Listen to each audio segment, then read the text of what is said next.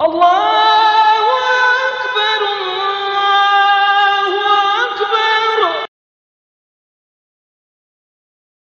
Masalah jiwa, bila dia baca ayat Quran, dia punya rhythm dia, kita kata nada jiwa dia boleh cool down, boleh turun sebentar. Sebab tu tempat ana tu ana boleh check. Bukan boleh check tu, bukan kata 100% tepat lah. Kita pun main tikai kot, tapi tikai banyak betul. Anda boleh tahu budak ni betul-betul kena jin ke, budak ni betul-betul stres ke, kita tahu. Sebab kesan daripada bacaan kita.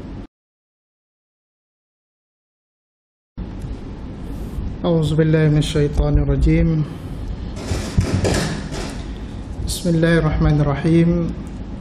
Alhamdulillahirabbil alamin wassalatu wassalamu ala rasulillahil amin wa ala alihi wa sahbihi ajma'in.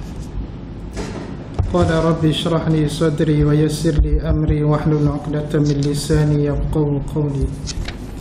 Rabbana iftah bainana bil haqq wa anta khairul fatihin. Rabbana zidna 'ilman warzuqna fahma.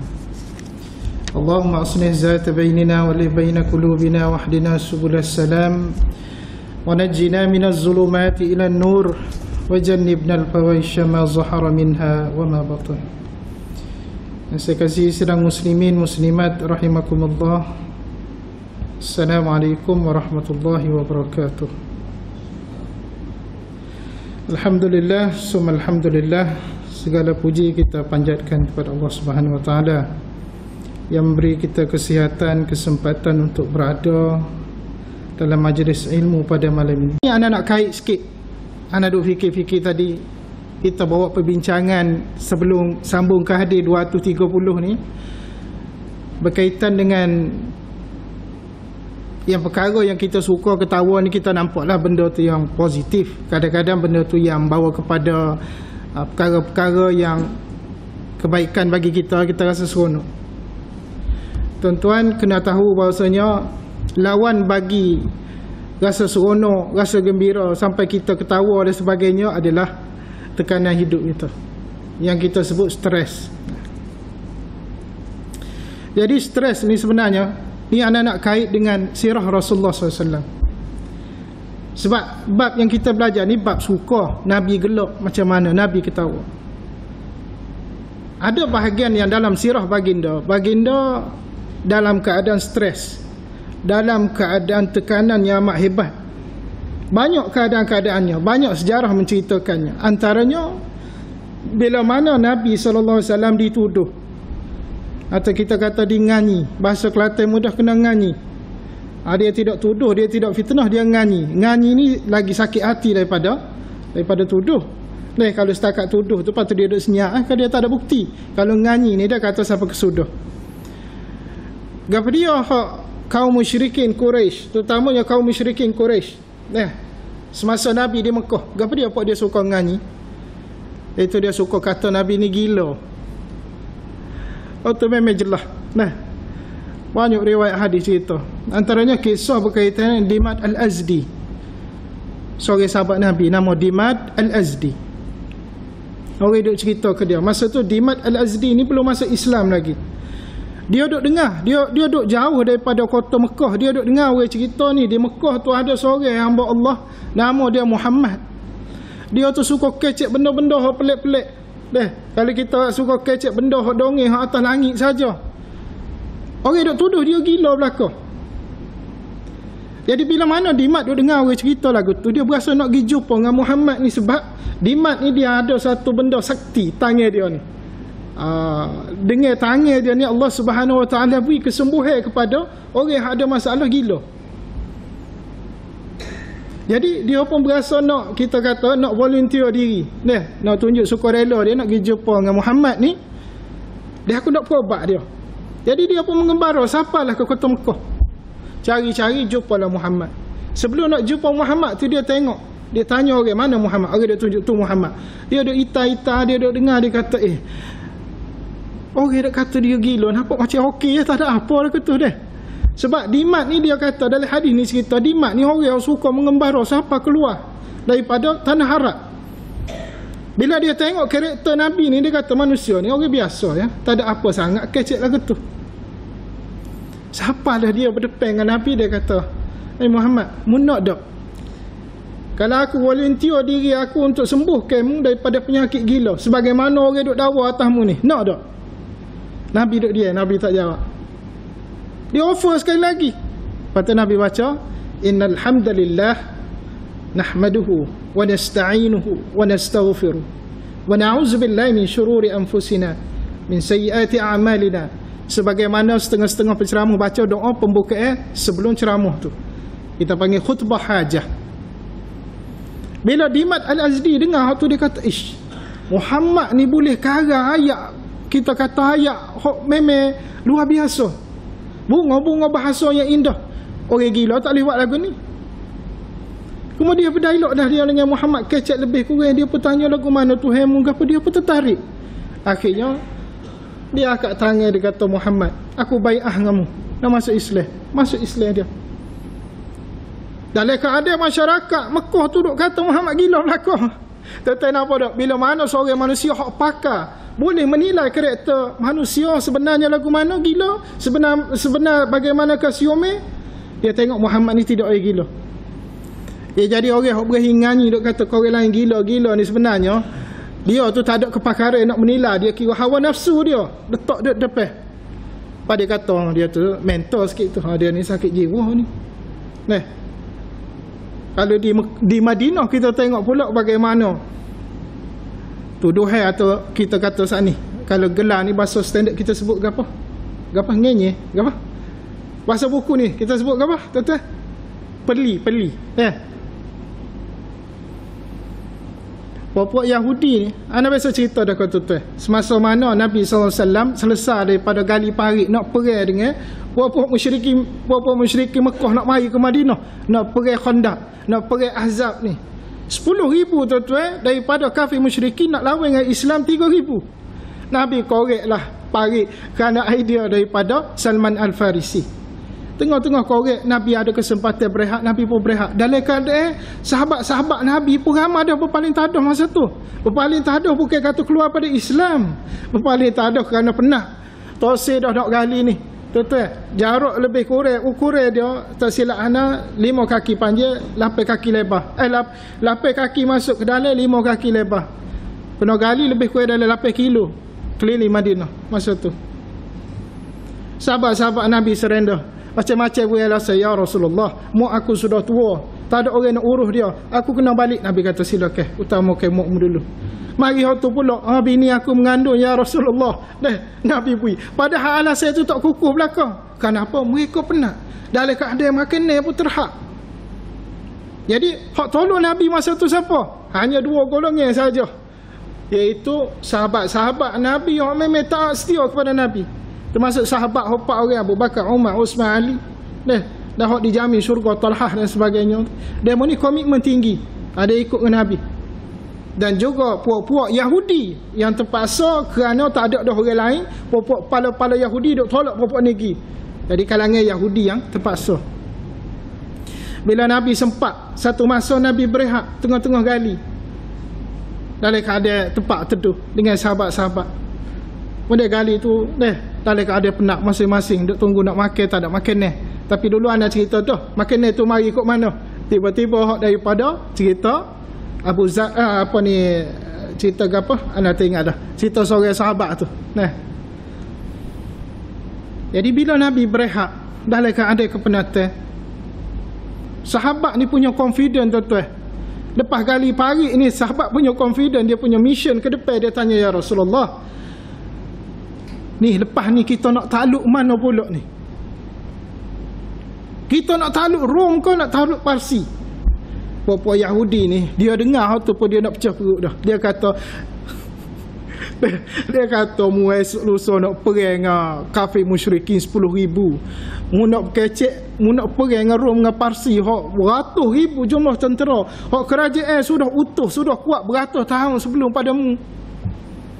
Nabi pun jawab, kita akan takluk lepas ni Parsi. Suka puak-puak Yahudi. Cah perut suka. Dia kata memang Muhammad ni gila sungguh lah. Gila dia ni. Bukan setakat dia, anak-anak buah dia borong. Gila belakang. Sebab bercita-cita luar biasa. Tapi tengok hakikatnya berjaya ke tak? Ya, berjaya. Islam berjaya takluk Parsi.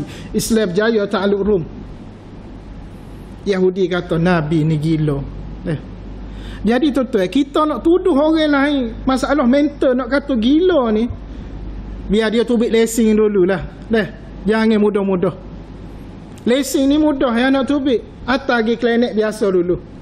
Lepas tu klinik biasa terlewat tak jadi pergi hospital. Kalau pergi hospital tentu dia pergi dah. Dia banyak rekod sangat dia. Jadi kita bayar dia ni biasa kecek sore doktor. Mata-mata kecek sore. Doktor aku pergi. Lepas pada tu jangan buat gila. Kita serabut dengan bini kita pun buat gila. Jangan dia cocok obat macam-macam, mampu kerah kita dalam hospital tu. Jadi dia akan diagnose ni ada sarah-sarah dia buat, kita kata macam uji kaji dah. Nak pasti betul kodok ni gila ni. Kalau betul tuan-tuan, tobek boleh surat tu. Tu memang surat tu kita boleh kata dia ada masalah mental. Adapun kalau tak ada CJ tu lagi, tak ada lesen lagi, jangan nak kata kau orang. Supaya kita lah ramai mana mari semai minta maaf dah dia. Ramai mana setengah orang mari semai tarik kursi duduk, dia kata hamba selidi. Hamba nak ayat sungguh, hamba minta maaf dah dia. Tuan-tuan nak dakwa diri selidi, kena pastikan dapat CJ selidi dulu daripada hospital. Jangan main-main. Lepas tu kita kata saya tak dapat CJ, memang saya tak nak semaya dalam keadaan berdiri. Okey, tu kita suruh ke demo lah. Tapi kalau demo nak sabit dengan selidih, sila dapat bukti dulu. Sebab kalau orang ada masalah selidih tuan-tuan di sekolah, dia banyak dapat exemption, pengecualian. Dia tak boleh gotong royong, dia tak boleh buat kerja berat-berat, dia tak boleh bersukan. Dia boleh duduk atas kursi relax. Lesen besar selidih ni. Jadi balik pada cerita tadi, bila mana kita nak tuduh orang mental ni tuan-tuan, kena pasti benda tu biar betul, biar sahih. Satu cerita anda teringat. Seorang ustaz yang buat ruqyah, dia cerita dalam TV ni. Cerita ni beberapa tahun dulu, sebelum Covid. Dia cerita ada seorang perempuan bawa anak perempuan dia mari jumpa dengan dia supaya diruqyah kerana ada masalah anak perempuan dia ni. Anak perempuan dia ngaji universiti, pandai, tapi ada perangai di universiti, mak ayah tak tahulah kali, kita kata buting, mengandung. Balik rumah mak dia pening kepala, pergi kat ustaz ke apa, tengok-tengok lepas pada tu buting perut. Kerana perbuatan dia di universiti ni. Malu punya malu mak dia. Tak boleh letak muka mana. Anak dia koci, dia lock dalam bilik tu. Siapa anak jadi separuh gila tuan-tuan. Beberapa lama kemudian, ayah dia pula bawa mak dia ni pergi jumpa dengan ustaz tu pula. Tadi mak dia tu dengan ayah dia bawa anak dia. Ni mak dia bawa ayah dia bawa mak isteri dia ni pergi jumpa dengan ustaz. Kerana dia kata, ustaz, isteri hamba tak normal dah. Jadi gila. Serabut sangat dengan anak, stres sangat dengan anak. Siapa jadi gila? Lepas tu tubiklah cerita macam-macam. Si suami dia cerita kepada ustaz. Dia kata, ustaz, isteri saya ni seorang yang baik. Urusan rumah tangga dia jaga, makan minum anak dia jaga. Tapi mulut dia memang dia suka mengopak, mengata siapa dia pernah kata kepada jiran yang baru pindah masuk dalam kampung dia, masuk dalam taman dia kata jiran dia ni ada masalah mental. Wallahualam punca perbualan apa kita tak tahu, dia kata jiran dia ada masalah mental. Kemudian satu taman ni tahu kawan tu ada masalah mental. Semua orang duk gelar kawan tu masalah mental, pucuk daripada lidah isteri dia. Yang akhirnya bila ustaz itu dengar lagu tu, ustaz kata kemungkinan besar kerana itulah Allah Subhanahu Wa Taala balas kepada dia balik. Dia buat koreso ya, siapa kawan tu tubik daripada taman tu kerana kena cah mental. Tapi Allah Subhanahu Wa Taala balas ke dia kerana anak dia sakit jiwa, dia sendiri pun sakit jiwa. Nauzubillah. Sebab tu kita kalau boleh zip mulut kita daripada nak dakwa orang ni ada masalah mental, nak kata orang ni gila ke apa, kena beringat. Sebab kalau kita tengok sejarah sirah Nabi sani, kata-kata nak sabit dengan orang gila, orang mering, orang bengong ni jangan. Pedih sungguh. Kemudian tuan-tuan ada satu hadis nak baca. An Kharijah bin Salti At-Tamimi an ammihi annahu ata Rasulullah sallallahu alaihi wasallam. Ini dari Kharijah bin Salt. At-Tamimi daripada ammihi, pak saudara dia. Dia datang ke Madinah untuk menemui Rasulullah. Ni Kharijah bin Syarb At-Tamimi mari nak jumpa dengan Nabi sallallahu alaihi wasallam di Madinah. Fa aslama thumma aqbala raji'an min 'indihi famarra 'ala qaumin 'indahum rajulun majnunun muthaqun bil hadid. Ni tak ada dalam buku tuan-tuan, tak sedap belek lah. Dah anda baca hadis lain. Nak cerita nak kait dengan stres dengan juga masalah jiwa kita. Lantas pak saudara dia ni, lantas dia pun masuk Islam. Saat hendak pulang dari Madinah menuju kampung halamannya, beliau melihat terdapat seorang yang dipasung dengan besi. Mana ada, bila mana dia beriman dengan Nabi, dia pun nak balik ke kampung halaman dia. Dia lalu satu tempat di kampung halaman dia, dia tengok seorang manusia hak kena, kita kata kena kurung dalam kurungan besi. Faqala ahlu inna haddithna anna sahibakum hadha qad jaa bi khairin fa hal indaka shay'un tudawihi. Salah satu keluarga dia hak gila ni berkata kepada pak saudara Kharijah tadi, kami dapat khabar bahawa nabimu mengajarkan kebaikan, apakah anda memiliki sesuatu untuk mengobatinya? Jadi keluarga hak si sakit ni, hak kena kurung dalam besi ni, dia tanya pak saudara Kharijah tadi, moga-moga Islam dengan Nabi dah deh di Madinah, mau balik ni ada tak?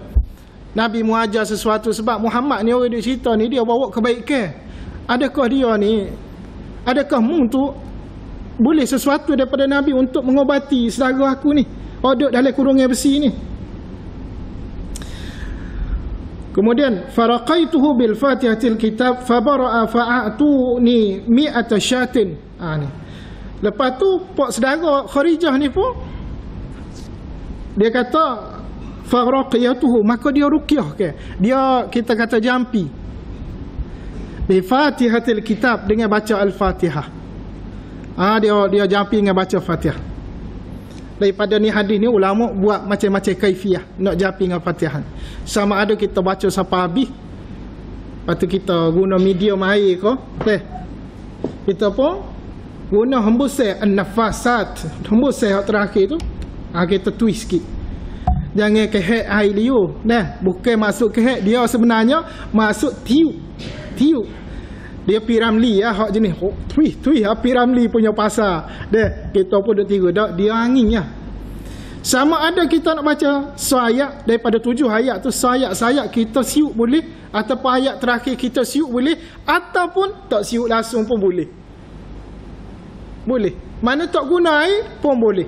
Sebab setengah orang nak guna air tak, dia boleh. Tuan-tuan lagi baca Al-Fatihah direct pada pesakit tu. Cuma kita takut dia ada masalah lah. Dia onjar kita, kalau dia sepak kita, masalah besar kita pula. Kemudian fabara'a fa'atuni, jadi dia pun sembuh. Lepas baca Fatihah, kabeh tu hak sani hak kena kurung dalam kurungan besi tu, dia sembuh.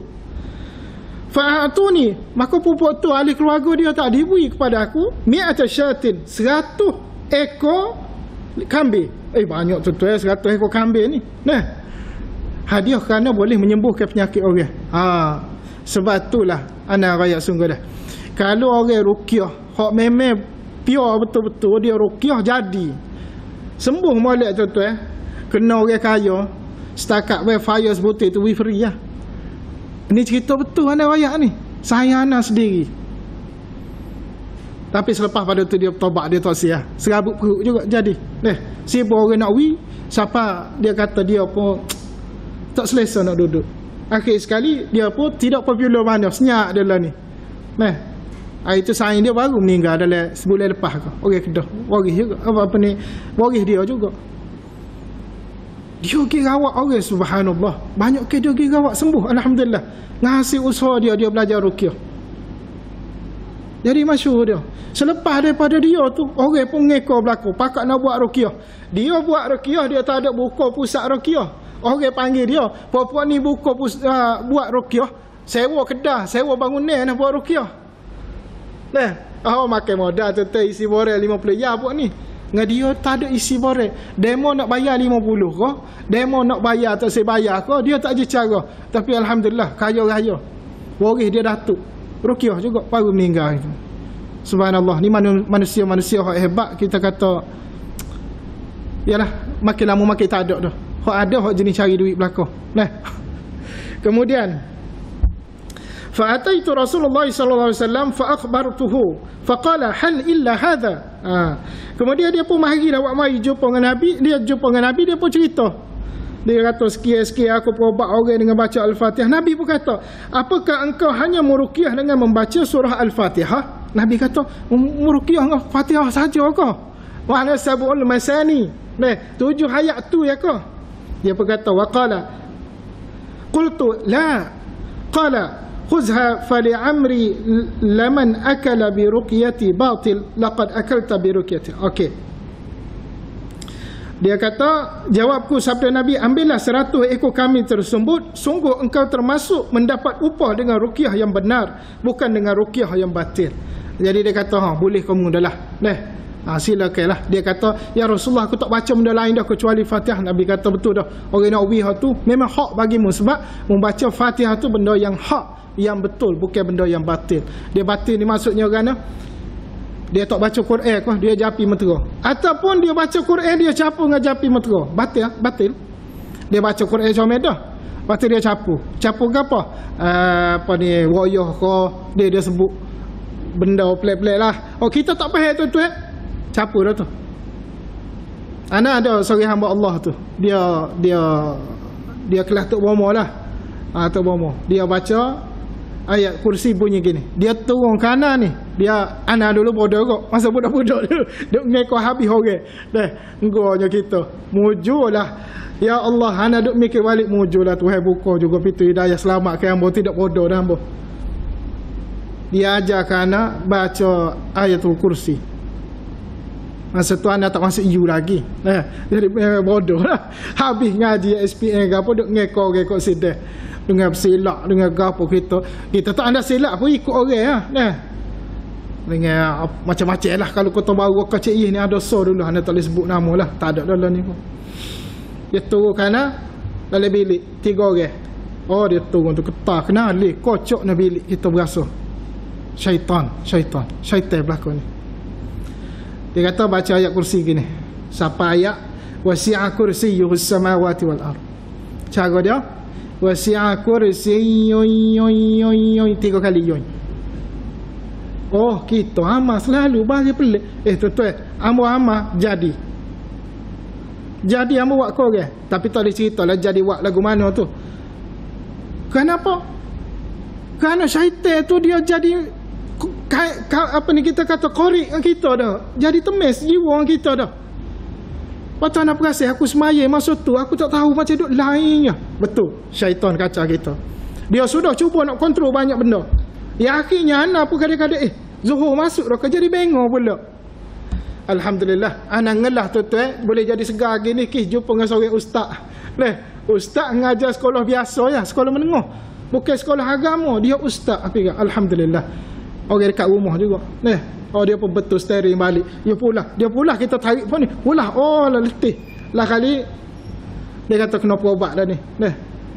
Ada pun kata baca Quran banyak, istighfar banyak. Anak ikut puasa ke apa, alhamdulillah. Cerdik dah lepas pada tu. Kalau tidak memang beratlah anak. Kalau tidak anak main ngajar ni walaupun boleh tauliah, ada benda hak cerita pelik-pelik. Tapi lah ni alhamdulillah cerita gapo pun semua ada sandaran dia, insya-Allah. Jadi daripada hadis ni tuan-tuan, bapa kahwin tu boleh.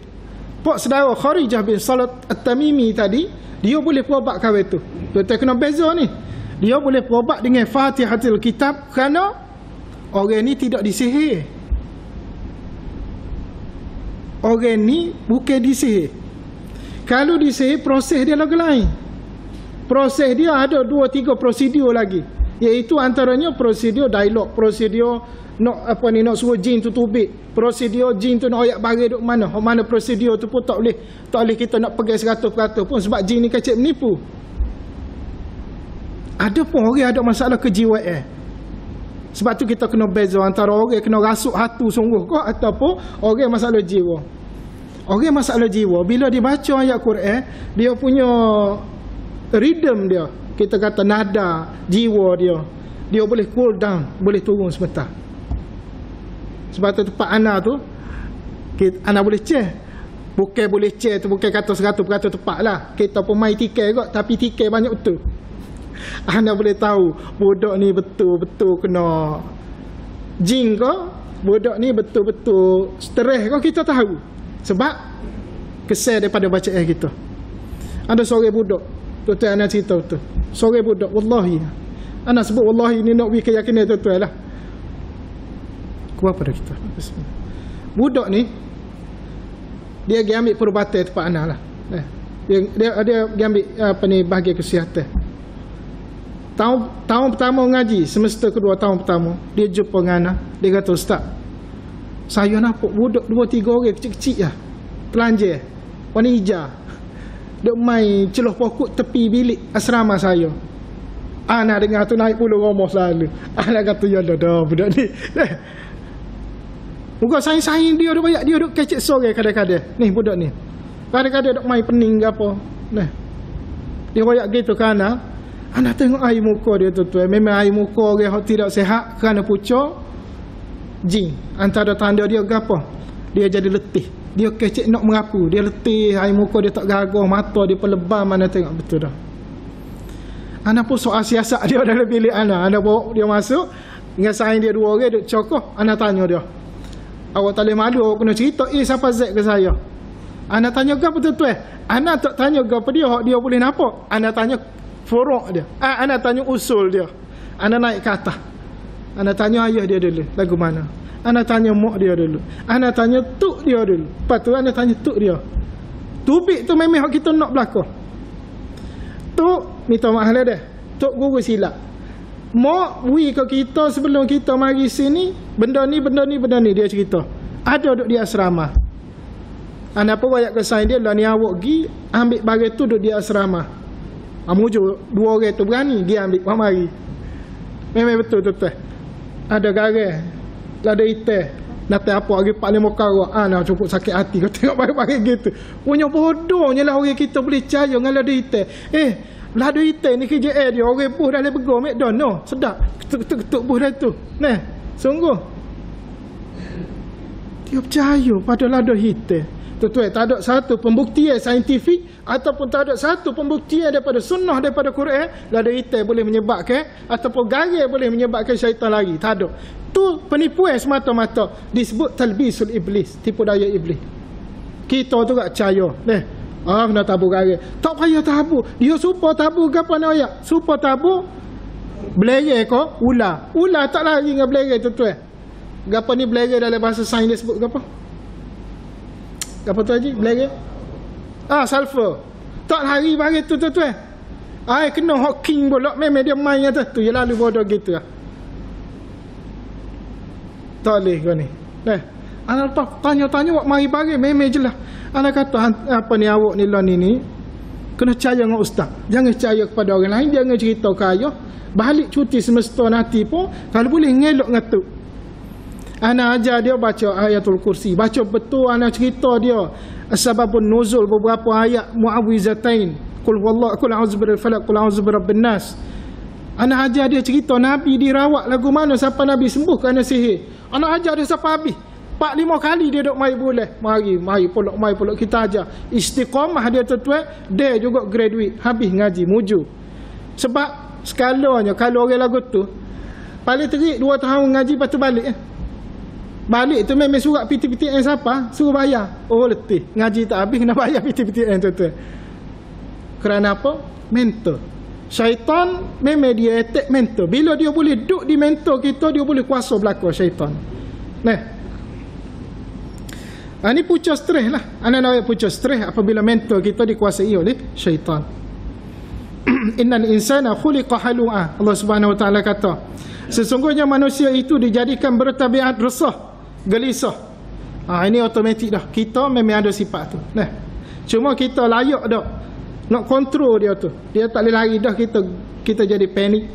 Kita jadi apa ni, tak terkawal. Cuma lagu mana kita nak menguruh dia. Sebab tu dia ada satu kursus dia panggil critical thinking. Orang putih kata, kalau orang kampung kita kata pengurusan pengurusan kritikal ke pengurusan stres gitulah. Penting tu tuan-tuan. Nah, supaya kita boleh berdepan dengan masalah-masalah yang timbul. Kemudian, lah ni anak nak cerita, bila kata kena stres ataupun kena masalah jiwa tadi, gapo dia kita nak makan nak ikut cara Nabi betul-betul. Nah, okey. Ni hadis riwayat daripada Aisyah. Aisyah berkata, sesungguhnya aku mendengar Rasulullah SAW bersabda, sesungguhnya talbinah dapat menenangkan hati pesakit dan menghilangkan sebahagiannya. Talbinah. Hadis ni pernah anda baca dah dulu. Okey, tuan-tuan pun tak apa nak ingat dah talbinah tegar penamu. Nah, bukan anak imam. Talbinah ni ingat dia kombinasi. Nah, bali, susu dengan madu. Campur benda ni belaka. Bali, susu, madu.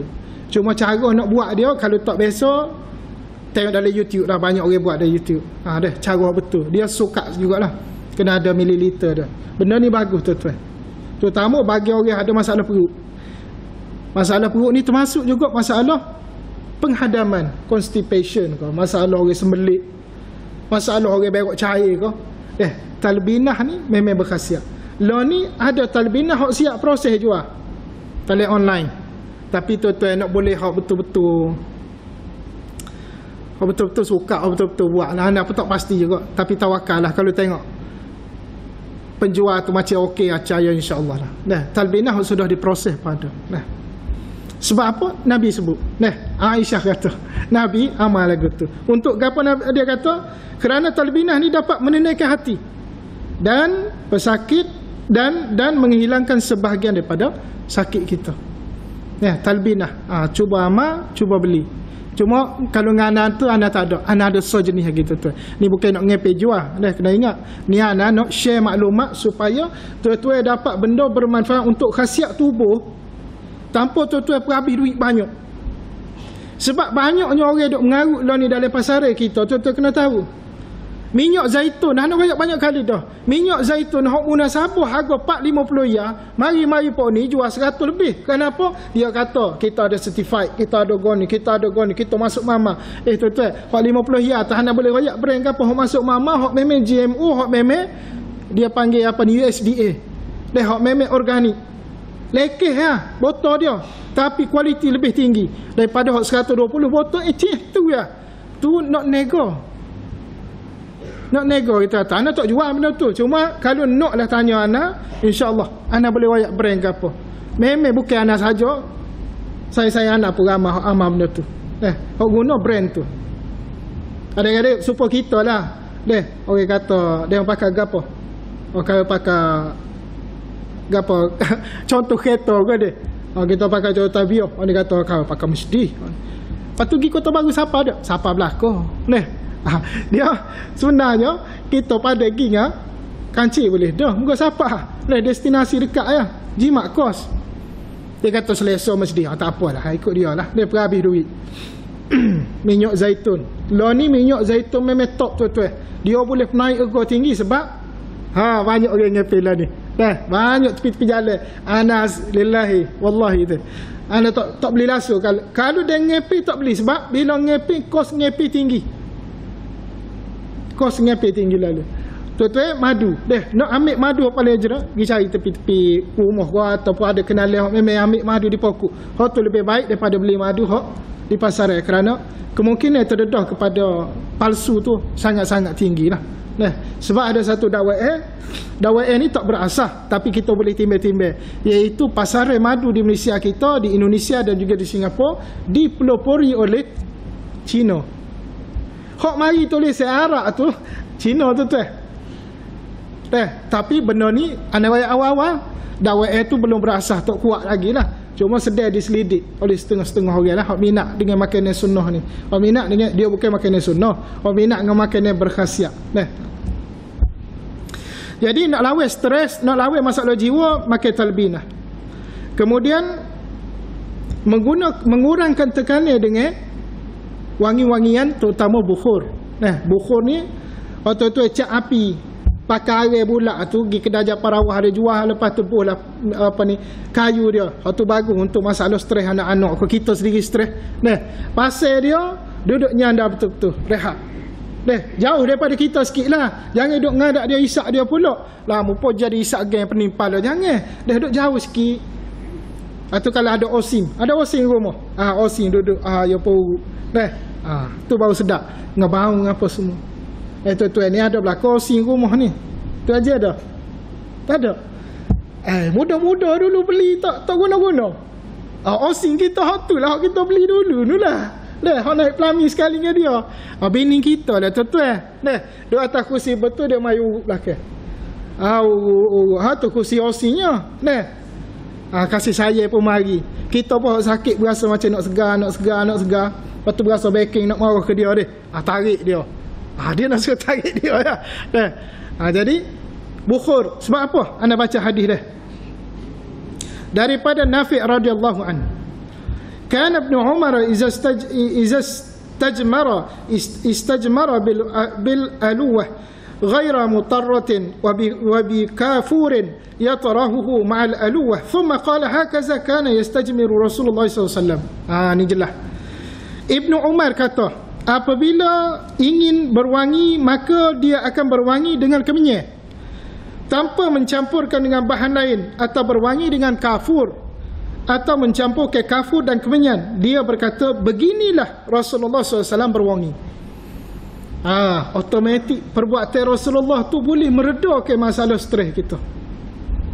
Guna wangi kafur, aluwah ni kita kata gaharu. Gaharu ni 1 kilo tu 1,000. Beli. Hak siap dah tu japa rawah. Boleh kita nak kacau dahi dia. Dahi duduk mulut, hak tu kita bakar pun. Beboh tu, pada dahi pun kita bakar. Hak tu nak pelega, suruh hilang stres, hak ni tambah stres. Tu hak masuk dalam ni, jadi penyakit, mudarat pula. Guna, hak tadi, makan talbinah. Hak kedua, kita guna bukhur, pewangi. Kalau negara Arab tu dia ada bukhur, hak kelah memang 1,000. Dia bakar. Lepas tu dia buka dia punya ega dia tu, apa ni, jubah besar dia buka. Dia ambil tu dia apa ni, layar atas. Wangi tu. Hak tu memang lalu pun kita tukar anak darah ke untuk syaharat. Memang wangi. Kemudian anak kecek dari sudut sains pula dah. Habis dah cara Islam talbinah dengan bukhur. Sikit lagi. Kalau dari sudut sains ni, penyakit menyebabkan stres, dia akan menyebabkan apa berlaku atas tubuh kita. Hak paling jelas tuan-tuan, iaitu dia panggil psoriasis. Psoriasis ni dia nak supaya kurat. Dia kena tangan, kaki ataupun kepala ataupun tempat-tempat sulit. Dan dia tak akan hilang psoriasis ni. Dia tak akan hilang. Cuma dia boleh kering lah. Lepas tu dia mari pula. Tanda bagi orang kuat stres, dia akan mari benda ni. Kadang-kadang penuh tubuh. Kita akak ni penuh. Kebanyakan orang stres lagu tu lah. Kerana apa? Hormon dia tak sempurna dia tuan-tuan. Dia kucar dah. Tubuh dia pun sudah kita kata mula apa ni, lembab. Kuman pun banyak biak dah. Bakteria banyak masa tu. Fungus. Akhir sekali tubuh dia rosak. Okey. Kemudian macam-macam alat terapi hak moden. Aromaterapi, essential oil, hak sebagaimana anda sebut tadi. Minyak-minyak ajaib, spray mujarab, air bukit 1000 hikmah. Kalau bunyi ayat-ayat lagu tu tuan-tuan, tak payah percaya lalu. 1000 hikmah, mujarab, paling mustajab, 100% mustajab. Pelawak bangang belakang. Hak tu tuan-tuan boleh beli dalam Shopee banyak. Daripada harga semua Neya sebotol kecil tu dalam berapa? 50 ml. Harga Neya sampai harga 240. Anak dah tengok dah 2-3 hari lepas. Memang dahsyat pun ni Negola ni. Air mata, air bukit matahari gapak tau. 100% mustajab. Kecil manis hilang, darah tinggi hilang. Kalau tentu hilang tuan-tuan, tak payah buka hospital dah. Doktor-doktor tu air kerja klinik dah. Pada beli obat tu lah. Tapi apa? Kerana mereka nak memperbodohkan orang hak jenis ada penyakit nak sembuh siap. Penyakit ada, kita kira nak telan ataupun nak comot-comot hilang penyakit lalu. Jangan. Tu biasanya kena jerak perempuan ni. Perempuan ni nego nak duit lah. Kita habis duit kerana bodoh kita. Okey, akhir sekali produk. Ana nak share dengan tuan-tuan. Ana sebut semula ada hot 3 tadi. Ni masalah stres kalau kena atas kita, atas keluarga kita, kenalan kita. Pastikan kita boleh sebut, boleh bantu dia. Nombor 1 tadi hot Nabi buat talbinah. Nombor 2 bukhur. Nah, nombor 3 ni frankincense oil ataupun kita panggil pati luban. Ni ada tuan-tuan. Kalau tuan-tuan ingat dalam kuliah hamba dulu hamba pernah wayak. Hamba ada seorang saing hok buat benda ni. Dan benda ni ada certification dia, kelulusan. Dia memang pakar dalam bidang ni. Kita panggil pati luban. Nah, dia daripada sejenis pokok. Dia ada getah. Getah tu tuan-tuan, Allah Subhanahu Wa Taala bui dia keajaiban. Guna titik ya. Sama ada kita titik di kawasan hidung, di tepi kawasan saraf sensitif kita ni, ataupun belakang ni, ataupun sikit kawasan dada. Dia boleh reduce kita punya panik kita. Biasa kita guna apa? Katakan setengah orang macam nampak malam ni minyak cakapak dia.